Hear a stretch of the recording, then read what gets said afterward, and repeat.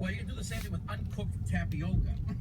So, well, the rice I thing. like sesame seeds myself. Well, if you remember, I don't know how long you've been listening to our show, but many years ago, not many years ago, we had a puzzler where someone had a car that was running poorly on the highway and losing power.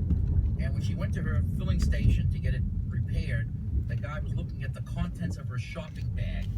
And She had just come from the supermarket. right, and he noticed something in there that reminded him of the fix he had read about to solve this problem. And what he had seen was a bag of walnuts. The car in question was a Toyota, but it's can work with a lot of different cars, yours included, that build up a lot of deposits on the valve train. And what Toyota had devised a method of blasting these away with walnut shells. And the advantage of the walnut shells is that any of them left behind would really get burned up and come out the tailpipe, just like rice would. And tapioca. And tapioca. Uncooked tapioca. So the idea is that the rice will be somewhat, although I've never used the rice myself.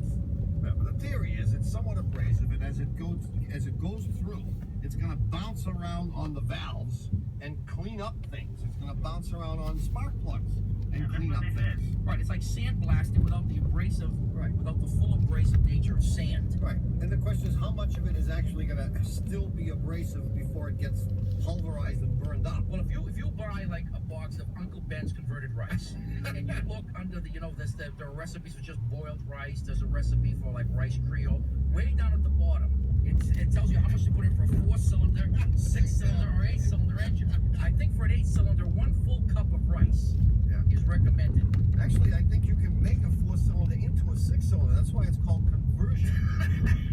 That's converted rice. Actually, it's the other way around, isn't it? You can convert an 8 into a 7. I don't think I'd recommend the rice, only because I haven't tried it myself, but I've heard of it before. The water does work, in fact. Yeah, I tried it myself. Yeah, It works pretty good, actually. Yeah, it's hard to know how well it works because you don't know if it would run all right if you hadn't done it. I did notice a difference. It did. Must have been running real bad, huh? Yeah. Well, I was a lot younger then, and I had done some things to that engine.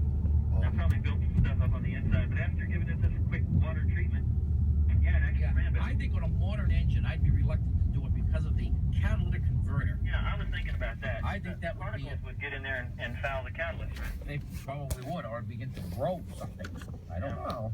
I mean, don't forget, water is a product of the combustion. No, not the water. The water's all right. The rice. Oh, the rice. You're talking about the rice. Yeah. Oh. Yeah, the honeycomb thing is just about a little smaller than the size of a rice kernel.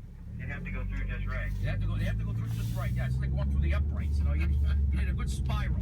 Right. So I think I'd stay away from the rice and stick with the water. Okay, great. Thanks for your call, Mark. Good luck, Mark. Great, thanks, guys. See you. Talk to you later.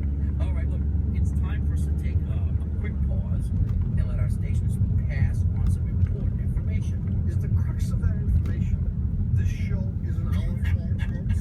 We tried to get rid of them. Oh, I'm sure it is. But when we come back, we'll have more of your car questions and a brand new puzzler that is kind of quasi-automotive, like last week's. So please stay tuned. We'll be back.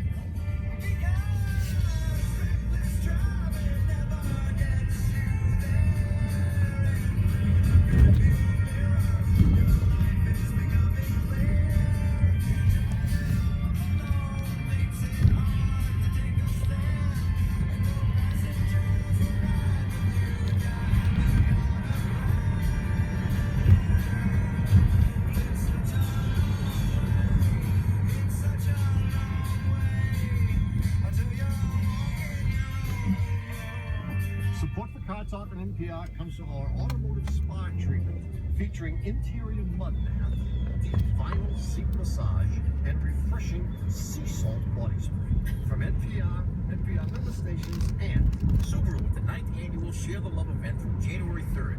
More information about the event and the not-for-profit organizations that it supports is at Subaru.com/share. Love, that's what makes a Subaru a Subaru. And the Cy Sims Foundation, since 1985, supporting advances in science, education, and the arts